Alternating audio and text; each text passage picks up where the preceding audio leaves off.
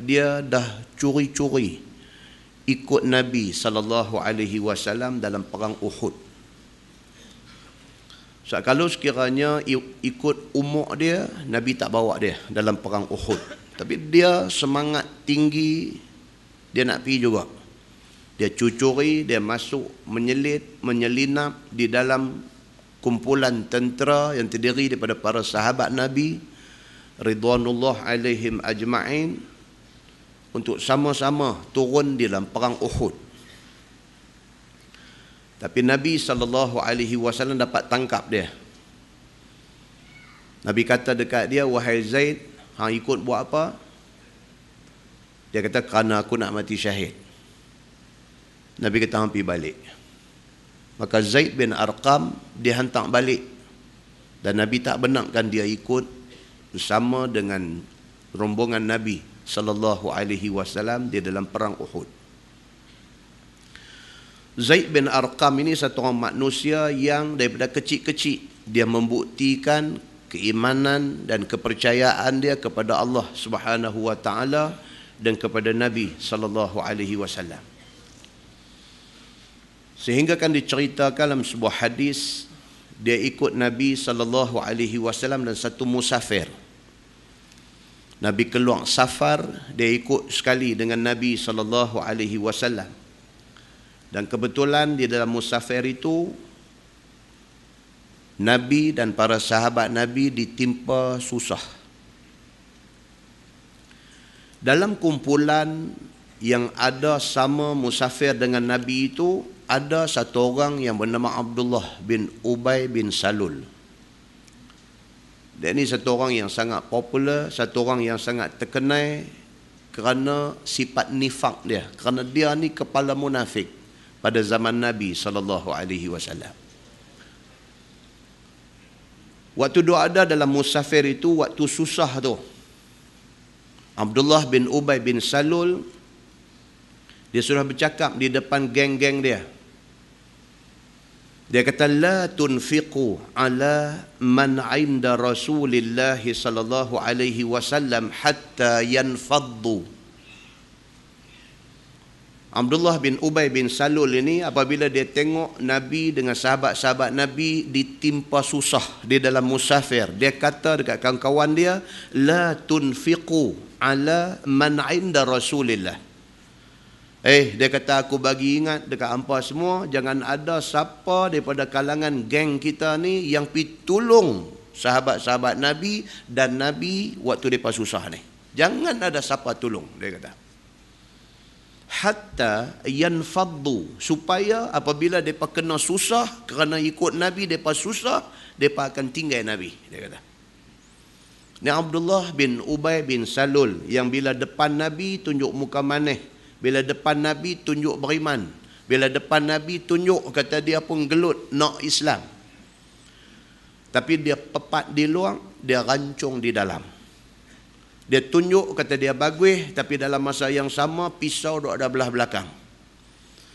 Bila Nabi dan para sahabat Nabi ditimpa susah di dalam musafir itu, dia bagi warning dekat geng dia. Dia kata jangan ada siapa pergi tolong sahabat-sahabat Nabi ini, supaya bila mereka tahu kata ikut Nabi susah, mereka akan tinggal Nabi. Rupa-rupanya cakap dia ni didengar oleh Zaid bin Arqam yang riwayat hadis yang kita baca tadi.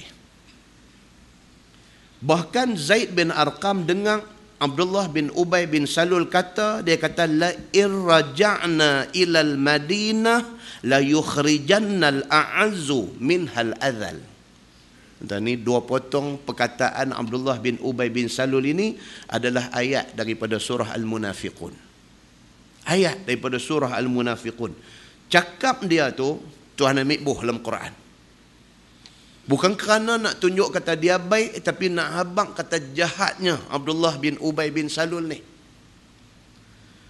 Maka kata dia kata jangan dah siapa daripada kalangan kita tolong Muhammad dan tolong kawan-kawan Muhammad. Bahkan la irraja'na.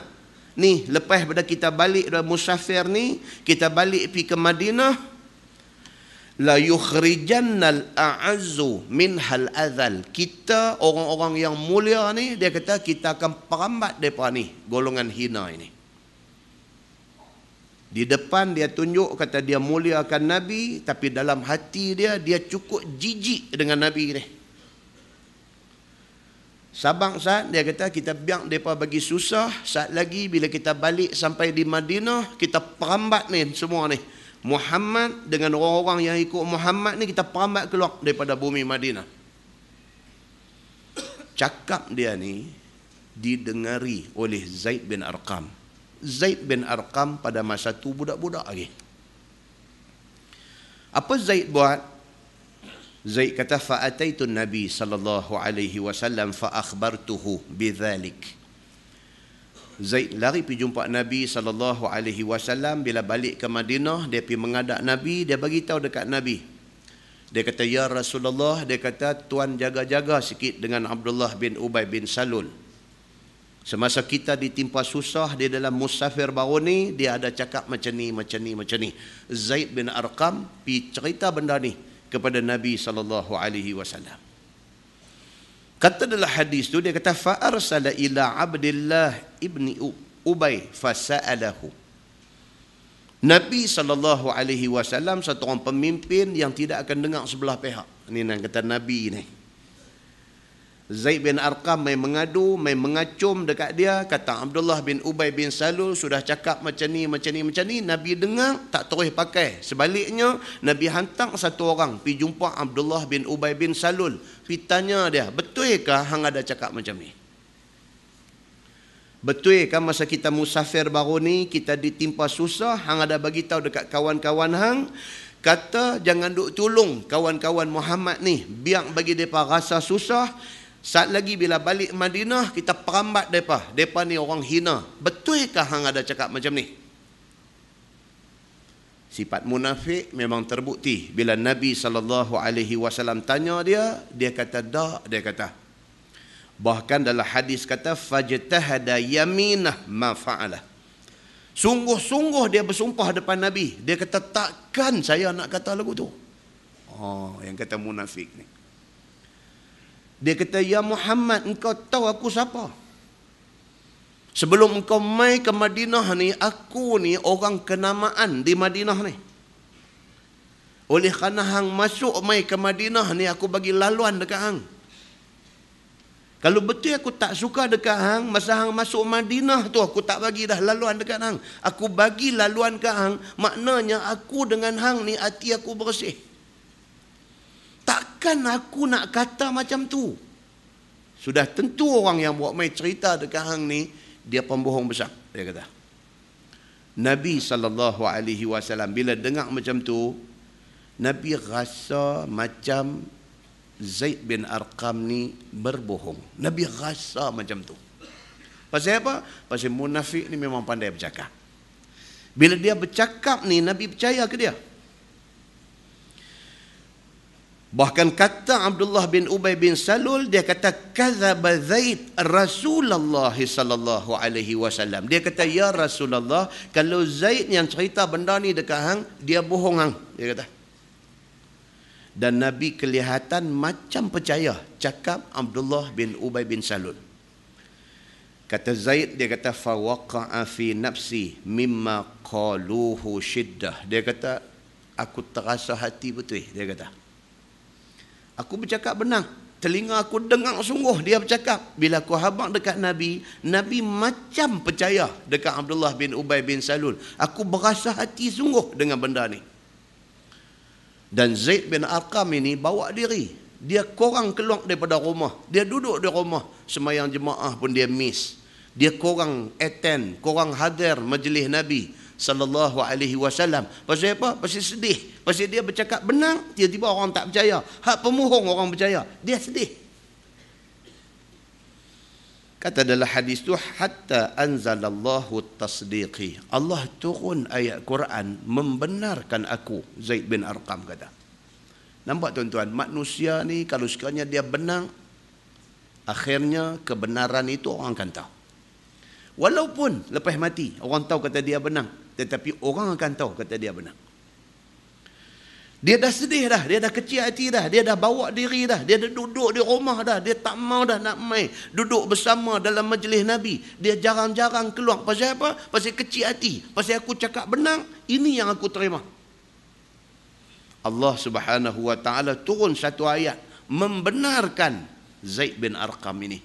Turun ayat 1 surah Al-Munafiqun, Allah kata iza ja'akal munafiqun. Turun ayat tu. Wahai Muhammad, apabila mai kepada kamu satu munafik, cerita. Nabi SAW dengar ayat tu, Nabi pergi cari Zaid bin Arqam ini. Nabi pergi jumpa dia. Nabi kata dekat dia, wahai Zaid, engkau benar. Nabi kata. Zaid bin Arqam ini apabila wafat Nabi SAW, dia menjadi tempat rujuk di kalangan orang-orang yang kemudian. Di kalangan tabi'in. Mereka rujuk dekat dia. Hadis yang kita baca ni, nak habang 3 orang. Yazid bin Hayyan, Husain bin Sabrah dan Umar bin Muslim. Mereka pergi cari Zaid bin Arqam, nak tanya dia apa-apa cerita yang dia boleh cerita kat mereka tentang Nabi SAW. Bila mereka sampai di depan dia, mereka kata dekat dia, laqad laqita ya Zaid khairan kathira. 3 orang ni kata dekat dia, Zaid, hang beruntung betul. Pasal apa? Ra'aita Rasulullah sallallahu alaihi wasallam. Pasal hang dapat tengok Nabi sallallahu alaihi wasallam. Untung tuan-tuan. Kita hari ni duk dengar hadis Nabi ni tak kira dah. Teringin nak tengok yang kata rupa Nabi ni macam mana. Kita tengok muka orang baik-baik, kita tengok muka orang alim-alim, kita tengok muka orang saleh-saleh ni, kadang teringat dalam kepala kita, Nabi ni muka macam ni kah? Pasal apa? Pasal teringin kita nak tengok Nabi SAW.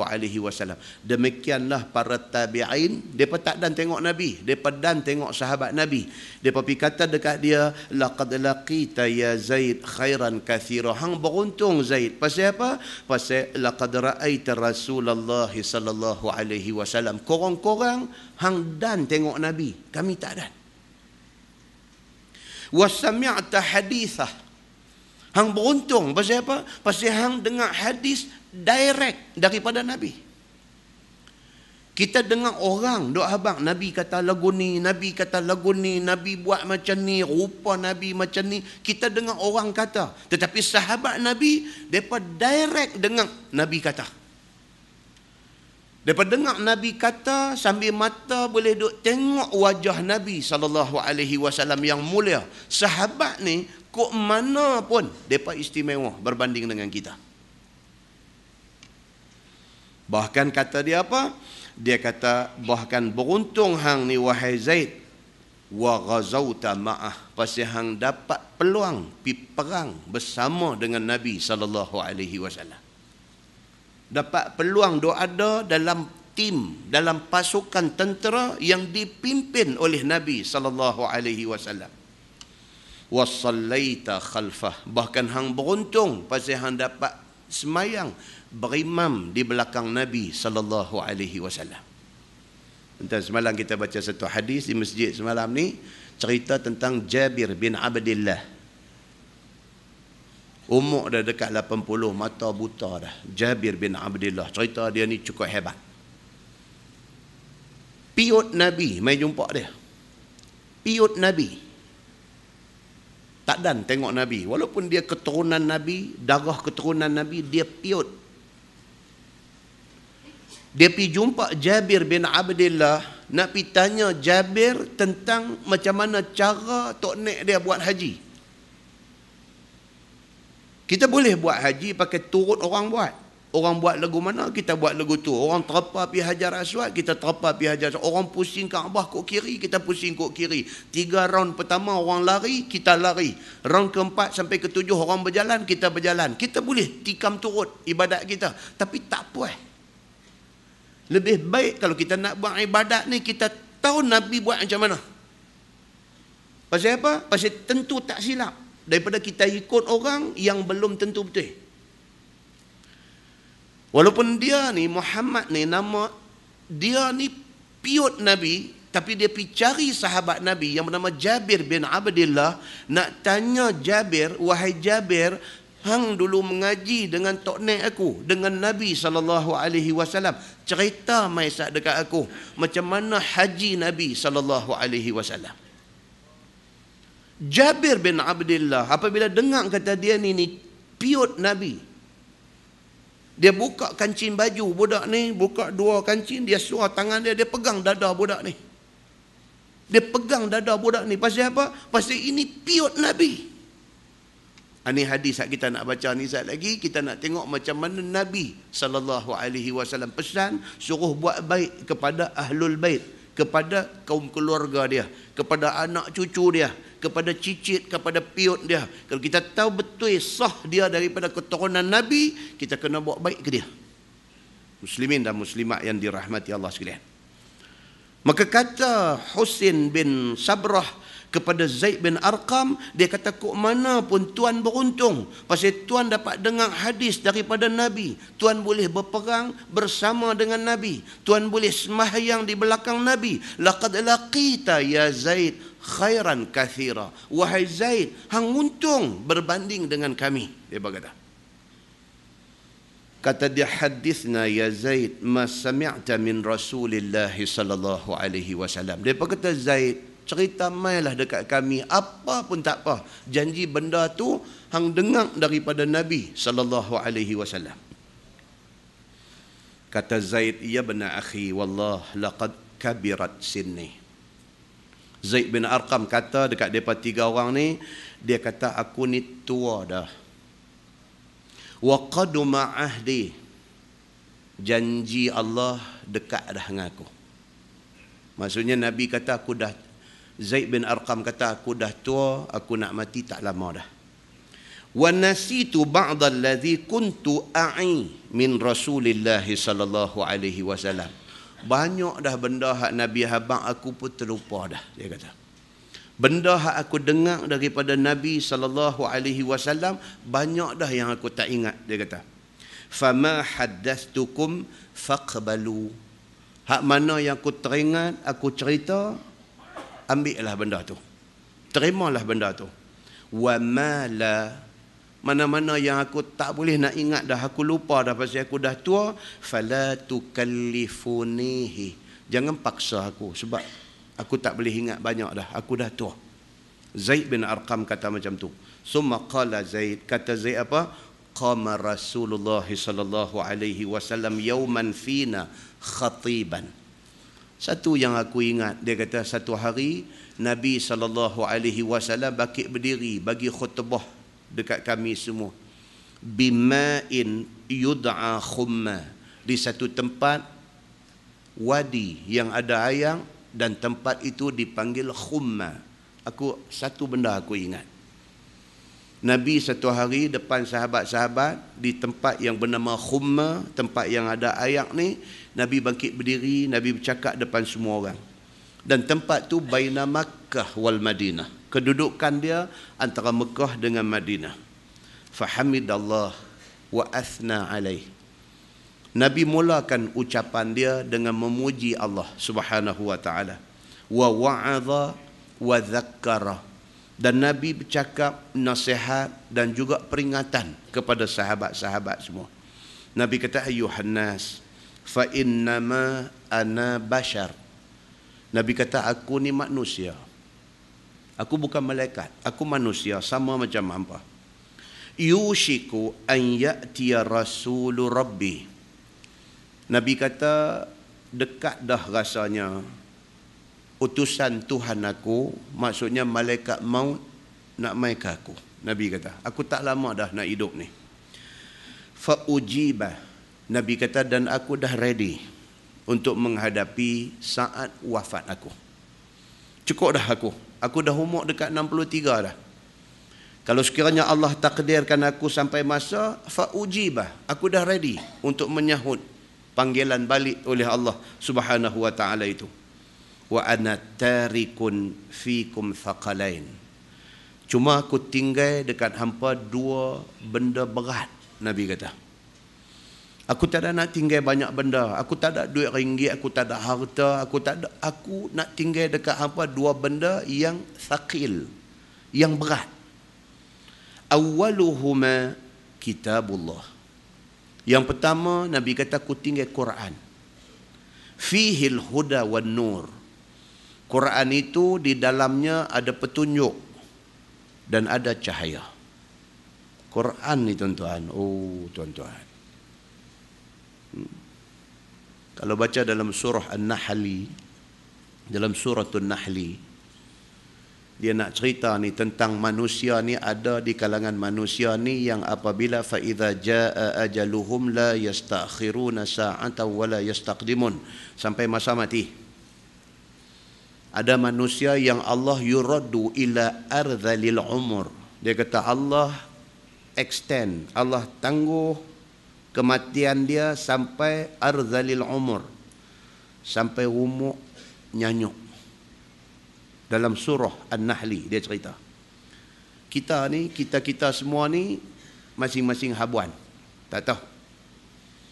Ada Tuhan bagi kontrak 40 tahun. Duk sihat, elok-elok, bangkit pukul 5.30, nak pergi pancong, nak mandi, nak pergi sembahyang subuh, pijak apa ke atas lantai pancong, terleceh, terantuk di bucu pancong tu, habis. 40 tahun ni Tuhan bagi kontrak tamat. Ada orang Allah bagi dekat dia sampai 75 sakit. Sakit daripada 75 sampai 85 baru mati. Allah bagi habuan masing-masing. Tak boleh siapa cakap lagu mana, tak boleh. Umur 75 jatuh sakit, tu pun dah okey dah tu. 75 ni Tuhan bagi dalam zaman hari ni dah cukup bagus dah. Sakit tu tak mati sampai umur 85, 10 tahun Allah simpan dia bedridden, orang putih kata, duk tidur kerah kejung atas katil aja. Anak cucu daripada mula simpati kesian sampai dia naik meluat, kencing berak buah di kain, sampai anak-anak ni sampai hang tolak ke aku tolak ke hang, hang bagi alasan tu, aku bagi alasan ni.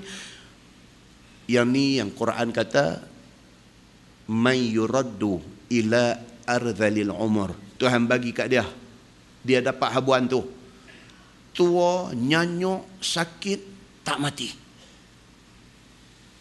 Dan dia cerita dalam tafsir ayat tu, dia cerita apa? Dia kata tapi kalau sekiranya orang tu dia ahli Quran, ni nak abang ni, kalau orang tu dia ahli Quran, dalam hidup dia, seumur hidup dia Quran ini kawan dia. Bangkit pagi nak boleh ke masuk waktu subuh baca Quran, habis semayang subuh baca Quran, saat lagi nak tunggu masuk lohong baca Quran. Dia ni dengan Quran ni berpisah tiada. Dia kata kalau sekiranya manusia ni jenis macam ni, Allah tak bagi ke dia arzalil umur. Allah tak bagi dia nyanyuk sampai hari mati dia tak nyanyuk. Tuan-tuan, dengan Quran ni jangan buat main-main. Dalam hadis yang kita duk baca ni, Nabi kata apa? Wa ana tarikun fikum faqalain. Aku tinggal dekat hampa dua benda yang berat. Apa dia? Yang pertama kitabullah, Quran, fihil huda wan nur. Yang kata Quran itu hampa boleh jumpa petunjuk di dalam dia, hampa boleh jumpa nur, cahaya di dalam dia. Tapi pasal apa Quran ini Allah kata dia benda berat? Pasal dia berat ni, nak baca pun berat. Yang kata Quran ni tuan-tuan, tak usah tanya orang lain, tak usah tunjuk jari ke orang lain, tanya diri kita sendiri. Dalam sehari adakah kita baca Quran? Dalam seminggu adakah kita baca Quran? Dalam sebulan adakah kita baca Quran? Ataupun kita manusia yang tunggu Ramadan aja baru nak baca Quran? Maknanya membaca Quran ini berat. Maka kerana berat itu, tidak ramai orang boleh buat. Nabi tahu dah. Sebelum wafat Nabi habang dah, aku tinggal dekat hampa dua benda berat. Yang pertama apa dia? Quran. Quran berat nak baca. Apatah lagi nak beramal dengan Quran, lagi berat. Apatah lagi nak implement, nak melaksanakan hukum Quran, lagi berat. Kita korang-korang, kita di Malaysia ni korang-korang, apa dia tuan-tuan? Korang-korang, Brunei dah jalan dah hukum Quran. Korang-korang. Jadi bila Brunei dah jalan, kita insya-Allah mudah sikit untuk nak jalan. Pasal apa? Pasal kita jadikan Brunei ni sebagai satu pilot project. Ada orang yang meletakkan keyakinan penuh dengan hukum Quran. Tapi ada orang, dia tak kata dia tak yakin. Tapi dia, lagu tu. Nah abang, tak ada perkataan.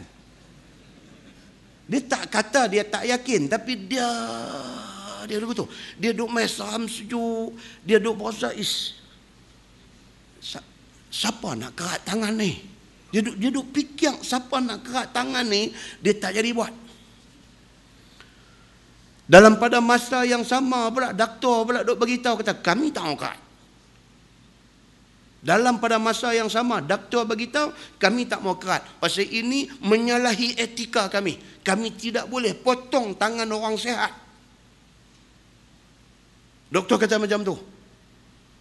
Kalau dia disahkan kencing manis yang kalau sekiranya tak kerat boleh membawa mudarat badan dia, yang tu kami boleh potong. Itu memang etika kami, menyelamatkan pesakit tu daripada sakit yang lebih teruk. Kami potong anggota yang buruk ni. Tapi kalau dia duk sehat, duk cergas, elok, duk apa semua, kerana mencuri ni, nak pergi potong tangan dia, kami tak gamak, doktor kata.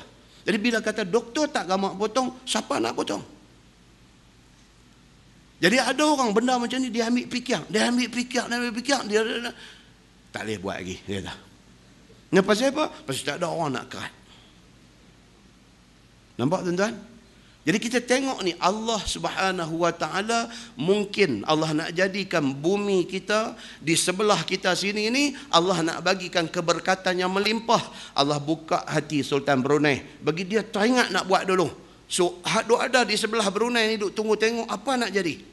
Kalau sekiranya berjaya apa yang ada di Brunei, insya-Allah dia akan melimpah mai ke kita, insya-Allah. Kalau satu masa dulu kita senang-senang boleh jumpa orang Melayu bercakap terang-terang tak mau kepada hukum ni, tapi hari ni dah berubah tuan-tuan. Daripada mula dah duk bercakap, hak duk kata tak mau dulu, dah duk bercakap kata saya sebagai orang Islam saya mesti kena sokong ini hukum Quran. Cuma kita belum bersedia. Kurang sikit dah.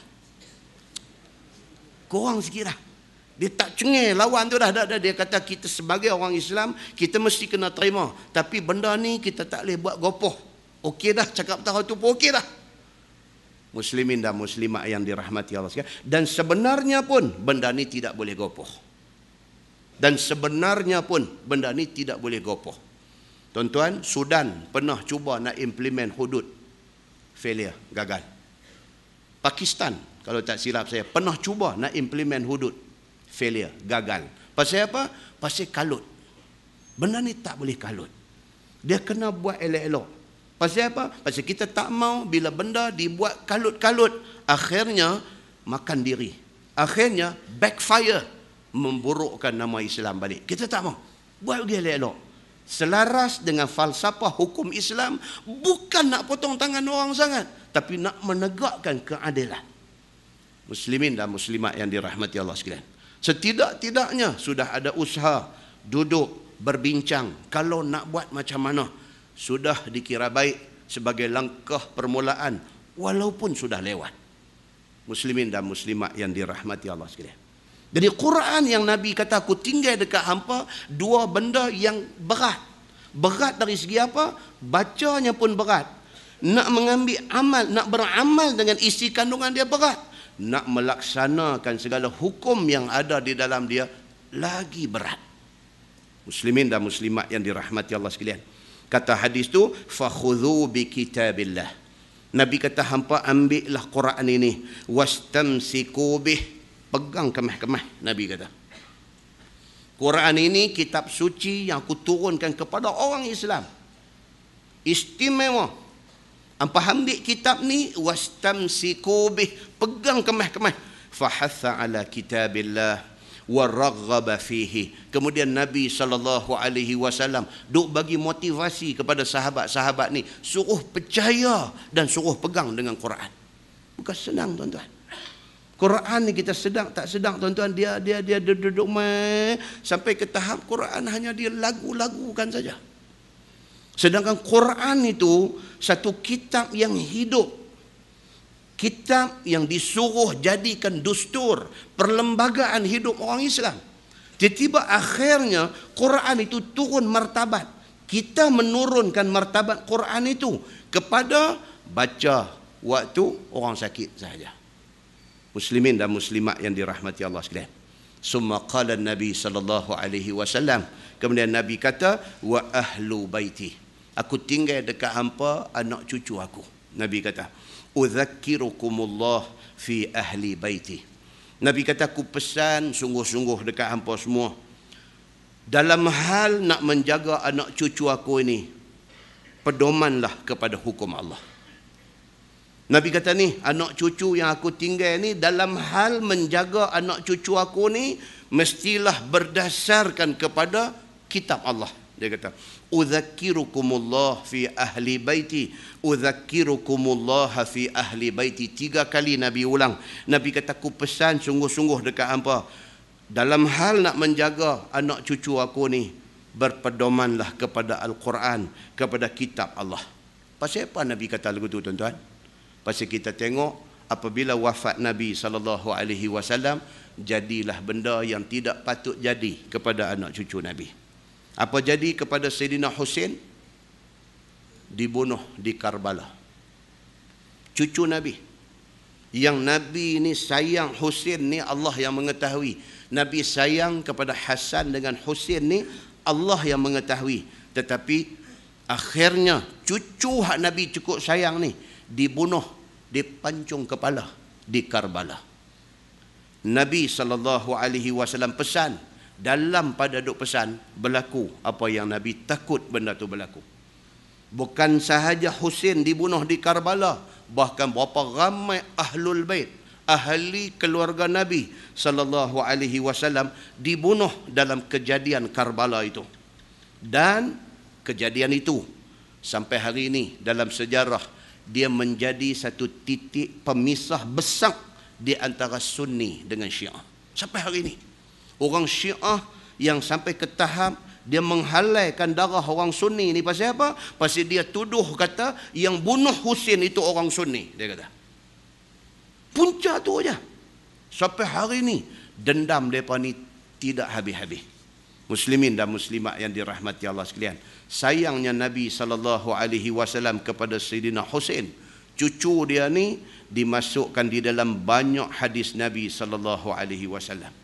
Ditunjukkan kepada kita bagaimana Nabi SAW dengan cucu ni, kehidupan Nabi dengan cucu ni lagu mana. Dalam sebuah hadis riwayat daripada Al-Bara bin Azib radhiyallahu an, dia kata, ra'aitul Hasan ibn Ali ala atiqin Nabi sallallahu alaihi wasallam wa huwa yaqul Allahumma inni uhibbuh fa ahibbah wa ahbib man yuhibbuh. Tu dia tuan-tuan. Hadis itu hadis sahih riwayat Imam Muslim. Kata Al-Bara bin Azib, dia kata, ra'aitul Hasan, mata aku tengok cucu Nabi Sayyidina Hasan bin Ali, anak Sayyidina Ali ini, ala atiqin Nabi sallallahu alaihi wasallam. Nabi angkat Hasan cucu dia ni buh atas tengkok ni. Apa orang panggil tu? Kokong kah? Kokong. Ambil cucu ni buh atas tengkok ni. Nabi dengan cucu ni manja macam tu. Belum kita cerita Nabi tengah khutbah nampak cucu jatuh di luar masjid, Nabi turun pergi angkat. Turun pergi angkat cucu ni. Sayang Nabi kepada anak cucu dia ni. Kata Al-Bara bin Azib, dia kata, ra'aitul Hasan bin Ali, aku tengok Hasan anak Sayyidina Ali ni ala atiq ni, duk ada atas batang tengkok Nabi sallallahu alaihi wasallam, wa huwa yaqul, sambil Nabi buh atas tengkok duk main dengan dia, Nabi kata Allahumma inni uhibbuh. Nabi kata, ya Allah ya Tuhanku, aku sayang dia ni. Nabi sayang ni Hasan Husain ni, Nabi cukup sayang. Nabi kata, Allahumma inni uhibbuh, ya Allah aku sayang budak ni, fa ahibbah, maka hendaklah hampa sayang ke dia. Nabi kata, aku sayang dia. Tolonglah hampa semua sayang dekat dia. Wa ahbib man yuhibbuh. Dan minta, ya Allah, sayanglah kepada siapa yang sayang cucu aku ni. Itu dia. Nabi kata, ya Allah, aku sayang budak ni. Nabi kata, ya Allah, hampa sayanglah dekat dia kerana aku sayang dia. Nabi kata, ya Allah, sayanglah siapa-siapa yang sayang dia. Makna kata 3 lapis sayang Nabi tunjuk kepada cucu dia ni. Maka menjadi kewajipan kepada semua orang, bila tahu kata itu keturunan Nabi SAW, wajib kita sayang. Tuan-tuan pernah dengar hadis tentang Fatimah. Riwayat daripada Al-Miswar bin Makhramah radhiyallahu an. Kata dia, inna Aliyan khataba binta Abi Jahlin. Ini nak cerita Nabi sayang anak cucu dia. Fasami'at bidzalika Fatimah. Fa'atat Rasulullah sallallahu alaihi wasallam faqalat, yaz'umu qaumuk annaka la taghdab li banatik. Wa hadha Ali nakihun binta Abi Jahlin.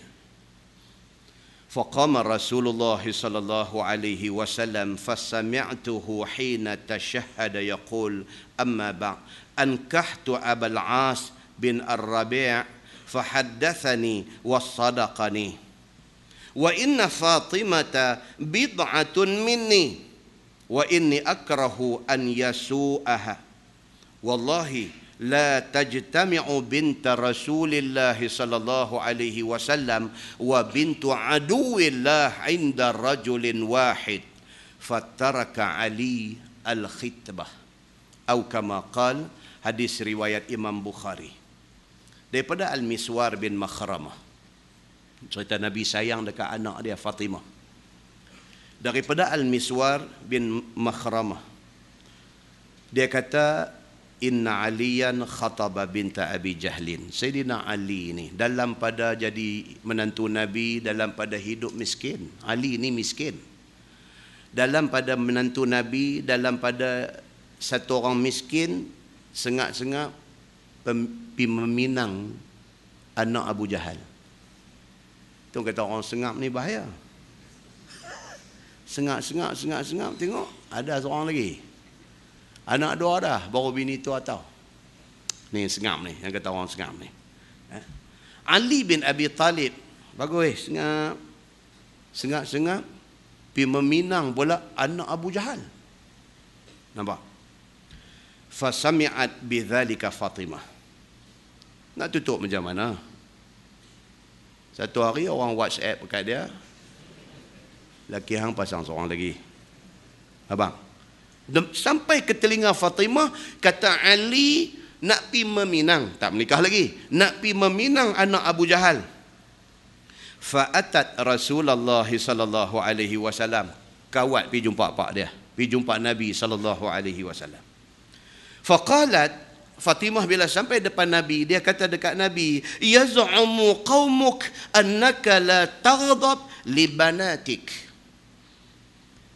Dia kata, ayah, saya duk dengar orang-orang dalam masyarakat kita duk kata, ayah, kalau dengan saya, dengan anak perempuan ni, ayah tak akan marah apa pun. Dia kata. Nampak tuan? Psikologi. Dia pergi kata lagu tu dulu dekat Nabi. Dia kata, ayah, saya duk dengar orang duk abang kata ayah ni sayang kat saya ni anak perempuan, apa pun ayah tak akan marah saya. Dia kata, wa hadza Ali, ni saya nak report dekat ayah ni pasal Ali menantu kesayangan ayah ni. Dia kata, wa hadza Ali nakihun binta Abi Jahlin. Ayah, saya nak abang, Ali menantu kesayangan ayah ni, dia nak pergi meminang anak Abu Jahal. Dia kata, faqama Rasulullah sallallahu alaihi wasallam. Nabi dengar cepih bangkit berdiri. Nabi ni, oh, dia tak boleh. Pasal apa? Fatimah ni anak kesayangan dia. Jangan sakiti hati anak kesayangan dia. Bila anak kesayangan mehabang ayah ni, Ali ni menantu kesayangan ayah ni, saya dengar sampai saya bagi tahu, kata dia nak pergi meminang anak Abu Jahal. Faqama Rasulullah sallallahu alaihi wasallam. Nabi cepuih bangkit. Fasami'tuhu hina tashahhada yaqul. Miswar yang meriwayatkan hadis ni, dia kata bila Nabi bangkit-bangkit berdiri, dengar Nabi bercakap. Nabi kata, ankahtu Abul As bin Ar-Rabi' fahaddathani wa sadaqani. Nabi kata, aku ada cukup dah pengalaman luka hati anak ni. Nabi kata, aku dah ada pengalaman. Anak Nabi seorang nama Zainab anak Nabi menikah dengan Abul As bin Ar-Rabi'. Nikah Abul As bin Ar-Rabi', kemudiannya tidak masuk Islam. Bila Nabi hijrah daripada Mekah mai ke Madinah, Abul As masih kapiak lagi, menantu Nabi masih kapiak lagi, dan anak Nabi Zainab duduk dengan laki dia di Mekah. Nabi hijrah tinggal daripada laki bini di sana. Abul As menantu Nabi, bila Nabi bawa Islam, dia tidak mau ikut Islam. Nabi hijrah pergi Madinah. Nabi sampai di Madinah tu, kemudian jadi perang. Dalam perang Badar, di antara tawanan perang Badar ni siapa dia? Abul As bin Ar-Rabi', menantu Nabi. Salah seorang mai daripada Mekah tu nak mai serang Nabi. Nabi pak mentua dia. Dia mai daripada Mekah nak serang Nabi, dan dia ditawan di dalam perang Badar. Bila dia ada dalam pasukan kumpulan yang kena tawan ni, Nabi pirang orang tengok, menantu tak guna. Dia kata, ada, dia dalam ni. Yang kemudiannya ditawarkan kepada orang-orang hadu ada dan tawanan perang Badar ni, siapa yang ada duit, ada harta, ada kekayaan, mai tebuih. Orang tawanan perang Badar ni mai bayar duit, kemudian mereka akan dibebaskan. Anak Nabi yang kata nama Zainab, isteri kepada Abul As bin Ar-Rabi' nu hak ada di Mekah nu, berita sampai kat dia, kata laki dia kena tawan dengan ayah dia. Zainab buat apa? Dia tak ada apa, dia bukan orang kaya, cari kalung hadiah mak dia Khadijah isteri Nabi, hadiahkan satu kalung kepada dia hari dia menikah dengan Abul As bin Ar-Rabi'. Kalung tu Khadijah hadiah dekat dia. Dia kirim kalung tu mai ke Madinah untuk nak bebas laki dia. Tuan-tuan, bila sampai Nabi pam kata tengok kalung tu, habis. Nabi dengan Khadijah ni cerita habis. Kita dah cerita banyak dah. Nabi dengan Khadijah ni sampai habis. Sampai Aisyah pun cemburu ni, tak tahu nak abang. Dia kata, aku tak pernah tengok pun muka Khadijah ni, tapi aku cemburu dekat Khadijah ni tak macam aku cemburu kat orang lain. Dia kata, pasal apa? Pasal Nabi dengan Khadijah ni, dia ada satu sentimental punya benda. Sehingga kan Aisyah kata, Nabi dengan Khadijah ni, kalau dia sembelih sekok kambing, jangan siapa tepuh kambing tu, melainkan setelah dia bagi dekat kawan-kawan Khadijah dulu. Nabi dengan Khadijah ni sentimental dia macam tu. Tiba-tiba mai depan dia kalung arwah isteri dia. Tengok-tengok kalung tu, Nabi teringat dekat Khadijah. Tengok-tengok kalung tu, Nabi teringat dekat anak dia Zainab yang menjadi isteri kepada Abul As Ar-Rabi' ini. Nabi SAW tengok tu, Nabi kacau. Nabi pergi jumpa komander tentera yang jaga tawanan ni. Nabi tak salah guna kuasa dia, cuma Nabi pergi habang dekat dia elok-elok. Nabi kata, ini menantu aku. Nabi kata, dan ini kalung arwah isteri aku punya. Aku tak minta kamu bebaskan dia, tapi kalau sekiranya kamu bebaskan dia, aku terima kasih. Nabi kata. Masya Allah tuan-tuan. Kita kalau Nabi mai kata lugu tu, ya Allah. Kuda tu bubuh pelana elok-elok, duduk dia hampir. Aku tak mau nak ni hang kacau saja. Depa ni pun okey, understood, faham maksud Nabi. Depa bebaskan dia ni. Cuma Nabi panggil dia, menantu tak guna ni, Nabi panggil dia. Nabi kata dekat dia, wahai Abul As, kamu dibebaskan, dan kalung ni ambil balik bagi dekat anak aku. Dengan satu syarat, kamu dibebaskan. Hantar anak aku mai dekat aku seberapa segera. Nabi tunjuk dia. Kamu dibebaskan dengan syarat, anak aku yang menjadi isteri kamu hantar mai segera kat aku. Abu Al-As pun kata okey, tak ada masalah. Dia balik pi, dia habang kat bini dia, dekat Zainab, dia kata Pak Hang suruh hang pi kat dia. Ceritanya. Jadi Nabi sudah ada satu pengalaman benda ni, macam mana hati ni. Macam mana hati ni apabila anak dia duduk dalam situasi, dalam keadaan yang macam tu, Nabi sudah ada pengalaman itu. Nabi tak mau benda ni berlaku dekat Fatimah. Nabi tak mau. Bila Ali duduk berkenan dekat anak Abu Jahal, bila Fatimah mai jumpa Nabi, Fatimah kata, bapa, saya duduk dengar orang duduk kata, bapa kalau dengan saya, bapa apa pun apa akan ikut. Bapa tak akan marah saya. Ni menantu kesayangan bapa ni nak buat pasal, dia nak pergi menikah dengan anak Abu Jahal. Nabi dengar-dengar cepih bangkit duduk, Nabi sebut benda ni. Nabi kata apa? Dia kata, ankahtu Abul As bin Ar-Rabi'. Aku pernah bagi salah seorang anak aku, Zainab, menikah dengan Abul As Ar-Rabi'. Begitu jadi dia. Hati ni merana menderita, dia kata. Wa inna Fatimata bid'atun minni. Nabi kata, ini Fatimah, dia darah daging aku. Nabi kata, ini Fatimah, dia satu bid'ah, dia satu bahagian daripada diri aku. Nabi kata, wa inni akrahu an yasu'aha. Nabi kata, aku tak suka orang sakiti dia. Nabi tegas. Aku tak suka siapa pun menyakiti dia. Walaupun yang sakiti dia ni laki dia, Ali. Kalau kerana Ali nak pergi menikah seorang lagi, anak aku nak makan hati. Aku tak suka benda ni berlaku. Nabi kata. Wallahi, Nabi kata, la tajtami'u bintu Rasulillah sallallahu alaihi wasallam wa bintu aduwillah inda rajulin wahid. Nabi kata, demi Allah, tidak akan berlaku benda ni. Anak aku bersuamikan satu orang yang juga memperisterikan satu orang yang merupakan anak kepada musuh Allah. Dia kata, wallahi, aku tak akan bagi benda ni jadi. Aku tak akan benarkan anak aku share suami dengan satu lagi perempuan yang merupakan anak kepada aduwillah, anak kepada musuh Allah. Nabi kata. Bila Nabi cakap tegas macam tu, hadis kata apa? Fattaraka Aliyun al-khitbah. Ali bila dengar dia naik cuak, dia tak jadi menikah dengan anak Abu Jahal. Takut juga kat pak mentua dia. Kan, dia tak jadi macam Mat Nispu dalam filem apa tu. Dia tolong doa pula dekat menantu dia, bagi jadi bang. Hang pilah 3 ke 4 hang jalan. Nabi dah. Nabi kalau benda ni nak bawa kepada sakit hati anak kesayangan dia, Nabi tak bagi. Begitu sekali sayang Nabi kepada ahlul bait, kepada ahli keluarga dia sendiri.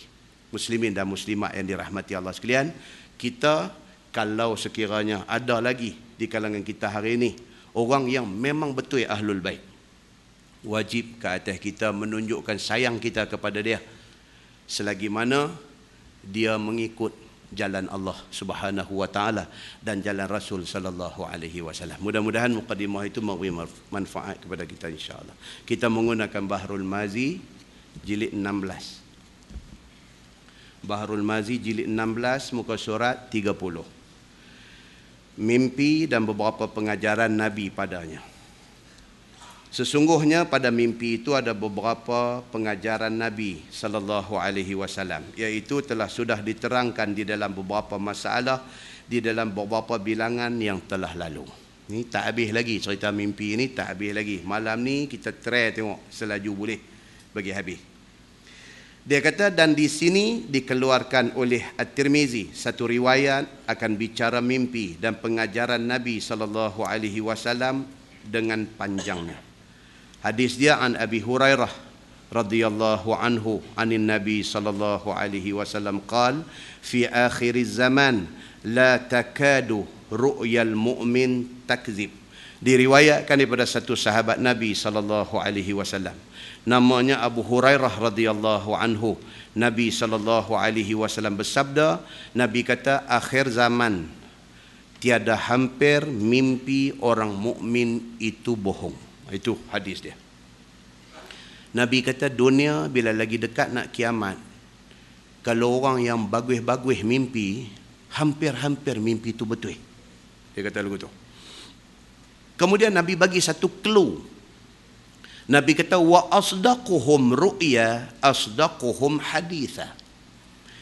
Nabi kata, dan bermula yang lebih benar, yang lebih betul mimpi mereka itu ialah mimpi orang yang lebih benar dan lebih betul pada cakapnya. Kalau dia ni satu orang yang memang salih,